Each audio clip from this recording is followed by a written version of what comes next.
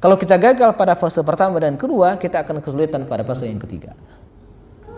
Maka banyak orang tua yang kata-katanya tidak berwibawa. Disuruh ini, anaknya diam aja. Mengapa? Karena pada fase yang kedua dia gagal. Gagal mendisiplinkan anaknya sehingga dia tidak berwibawa.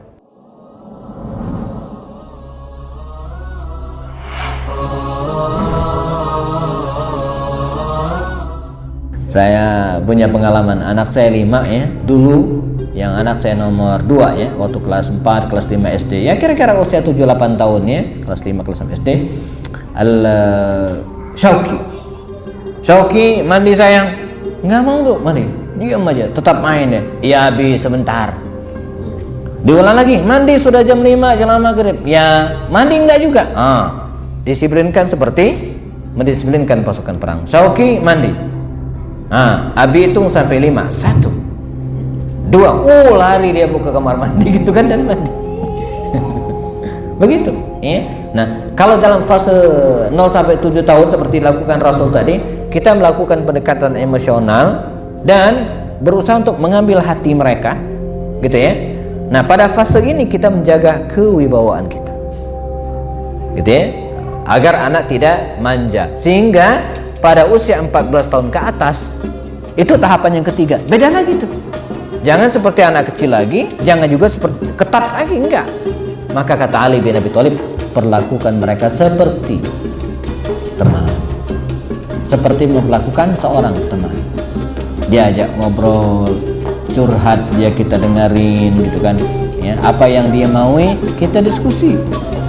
Kalau anak seperti ini apa yang dia maui itu harus turutin, kalau enggak nangis dia. Dan biasanya anak kecil seperti ini ya mintanya juga nggak macam-macam.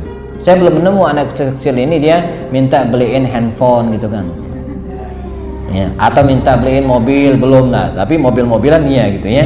Nah, tapi kalau sudah kelas kalau sudah 14 tahun ke atas itu dimintanya udah beneran, minta motor beneran tuh ya, dan tidak mungkin kita ikutin semua gitu kan, maka ada babnya diskusi.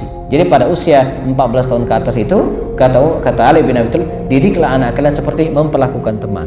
Nah, ini ditentukan ya, pada usia 14 tahun ke atas itu ditentukan bagaimana pola pendidikan kita pada 2 fase sebelumnya. Kalau kita gagal pada fase pertama dan kedua, kita akan kesulitan pada fase yang ketiga. Maka banyak orang tua yang kata-katanya tidak berwibawa.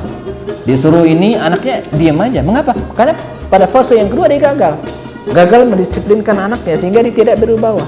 Dan banyak di antara orang tua yang di mana anaknya itu jauh jaraknya dengan ayahnya.